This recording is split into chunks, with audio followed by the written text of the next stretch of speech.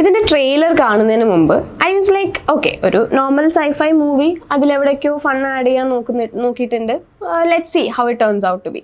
But it turned out to be really really really good and a very different movie. That is the thing. അതായത് ഒരു ഭയങ്കര fresh ഒരു സാധനമാണ് ഈ മൂവിന്ന് എനിക്ക് ഭയങ്കരമായിട്ട് ഫീൽ ചെയ്തു. ഇനി ഞാൻ ഇങ്ങനത്തെ മറ്റൊരു മൂവി കണ്ടിട്ടില്ലാത്തതുകൊണ്ടായിരിക്കാം, പക്ഷെ മലയാള സിനിമയിൽ ഇങ്ങനത്തെ ഒരു ടോപ്പിക്കല്ല, ഇങ്ങനത്തെ ഒരു execution was very fresh for me.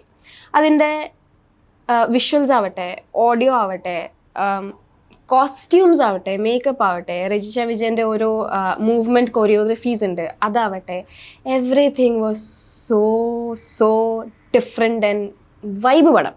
നമ്മൾ പൊതുവേ സിനിമകൾ കാണുമ്പം അല്ലെങ്കിൽ സിനിമയെ കുറിച്ച് നമ്മൾ ഡിസ്ക്രൈബ് ചെയ്യുമ്പോൾ നമ്മൾ പൊതുവേ പറയുന്നൊരു കാര്യമാണ് ഒരു മറ്റൊരു യൂണിവേഴ്സിലേക്ക് കൊണ്ടുപോകണം അല്ലെങ്കിൽ കൊണ്ടുപോകുന്ന ഒരു സിനിമ എന്നൊക്കെ. This movie was literally exactly that way. ഒരു ഹൈലി ഡിഫറെൻ്റ് ആയിട്ടുള്ളൊരു വേറൊരു യൂണിവേഴ്സിലേക്ക് കൊണ്ടുപോകുന്ന ഒരു എക്സിക്യൂഷനും ഒരു ക്രിയേഷനും ആയിരുന്നു ഈ ഒരു മൂവി. അതിലെ എടുത്തു പറയേണ്ട ഒരു ഫാക്ടർ എന്ന് പറയുന്നത് മറ്റ് പല ഫ്യൂച്ചറിസ്റ്റിക് മൂവീനെ പോലെ തന്നെ ഒരു ഫ്യൂച്ചർ കാണിക്കുന്ന അല്ലെങ്കിൽ ഫ്യൂച്ചറിൽ നടക്കുന്ന ഒരു സ്റ്റോറിയാണ്.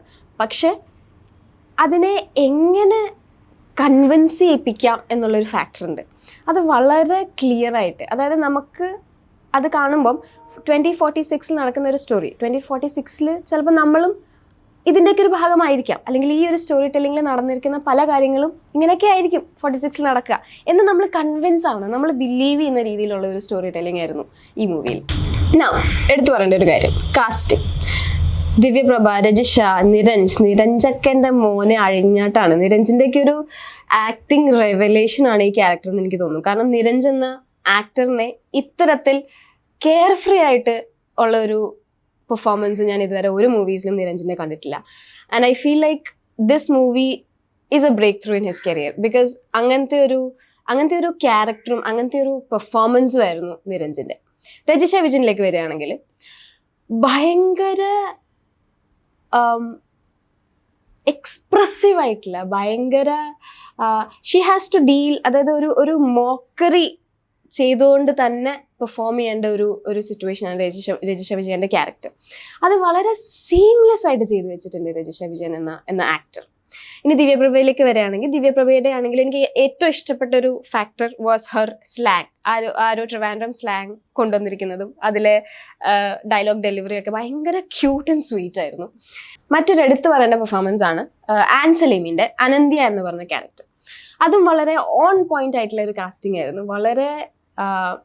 വളരെ ബിലീവിങ് ആൻഡ് കൺവിൻസിങ് ആയിട്ടുള്ള ഒരു പെർഫോമൻസും ആയിരുന്നു. ആൻ സലീമിൻ്റെ ഒരു കോസ്റ്റ്യൂമും അല്ലെങ്കിൽ അതിൻ്റെ ആ ക്യാരക്ടറിൻ്റെ ഒരു ലുക്കും ഒക്കെ വളരെ വളരെ ഭംഗിക്ക് ചെയ്തു വെച്ചിരിക്കുന്ന ഒരു ക്യാരക്ടറായിരുന്നു ആൻ സലീമിൻ്റെ ക്യാരക്ടറും. ഇനി ഇതിലെ ഡയലോഗ്സും എഡിറ്റിങ്ങും. Let's come to the dialogues first. ഇതിലെ ഓരോ ഡയലോഗും സിനിമയിൽ വളരെ പ്രാധാന്യമുള്ള ഡയലോഗ്സ് ആണ്. ലൈക്ക് ഓരോ ഡയലോഗ് നമ്മളിങ്ങനെ കേട്ടിരിക്കണം, ഓരോ ഡയലോഗും മാറ്റർ ചെയ്യുന്നുണ്ട് ആ മൂവിയിൽ എന്നുള്ളൊരു ഫാക്ടർ ഉണ്ട്. പിന്നെ എഡിറ്റിംഗ് ആണെങ്കിൽ the best part of editing എനിക്ക് തോന്നിയത് ട്രാൻസിഷൻസ് ഉണ്ട്. ട്രാൻസിഷൻസും ഓഡിയോ വിഷ്വൽസ് ബ്ലെൻഡ് ചെയ്തിട്ടുള്ള കുറേ സീൻസ് ഉണ്ടായിരുന്നു. And that was so seamless, so perfect. ഈ മൂവിയിൽ ഒരു വില്ലൻ ഹീറോ അല്ലെങ്കിൽ വില്ലൻ മെയിൻ ക്യാരക്ടർ അങ്ങനത്തെ ഒരു ഡൈനാമിക്സ് ഉള്ള ഒരു മൂവിയല്ല, ഒരു കൺവെൻഷണൽ മൂവി സെറ്റപ്പേ അല്ല ഇത് കംപ്ലീറ്റ്ലി ഡിഫറെൻ്റ് ആയിട്ടുള്ള ഒരു ഓൾ ക്യാരക്ടർ ഇമ്പോർട്ടൻറ്റ് മൂവിയാണ്. കൃഷാന്ത് എന്ന ഡയറക്ടറിൻ്റെ ഒരു മാസ്റ്റർ പീസ് മൂവിയായിട്ട് വേണം ഇതുവരെ ചെയ്തിരിക്കുന്ന മൂവീസിലൊക്കെ എനിക്ക് പറയാൻ പറ്റും. ആ ഒരു മനുഷ്യൻ്റെ തലയിൽ വന്ന ഐഡിയാസും, നമുക്ക് ഐഡിയാസ് എത്ര വേണമെങ്കിലും ഉണ്ടാക്കാം. ഐഡിയാസ് ഒരു ചായ കുടിച്ചുകൊണ്ടിരിക്കുന്ന ഇടയ്ക്ക് വേണേൽ നമുക്കൊരു ഐഡിയ ഉണ്ടാവാം. പക്ഷെ ആ ഐഡിയനെ എക്സിക്യൂട്ട് എങ്ങനെ ചെയ്യും എന്നുള്ളതാണ് ഏറ്റവും വലിയ ക്വസ്റ്റ്യൻ മാർക്ക്. ആ പാർട്ട് പോലും വളരെ പെർഫെക്റ്റ് ആയിട്ട് ചെയ്തു വെച്ചിരിക്കുന്ന ഒരു ഡയറക്ടറാണ് കൃഷാന്ത് എന്ന ഒരു ഡയറക്ടർ. ഇനി ഇത് തിയേറ്ററിൽ കാണേണ്ട ആവശ്യമുണ്ടോ? ആ ഒരു ചോദ്യത്തിൻ്റെ ആവശ്യമില്ല. You go watch it in the theatre. അത് തിയേറ്ററിൽ കാണേണ്ട ഒരു മൂവി തന്നെയാണ്. OTT കണ്ട കുഴപ്പമുണ്ടോ എന്ന് ചോദിച്ചാൽ കുഴപ്പമൊന്നുമില്ല, പക്ഷെ നിങ്ങൾക്ക് കുറേ കാര്യങ്ങൾ മിസ്സാവും. That's it. തിയേറ്ററിൽ പോയി കാണുക, കണ്ടിട്ട് താഴെ കമൻസിൽ അഭിപ്രായങ്ങൾ രേഖപ്പെടുത്തുക. Okay, by.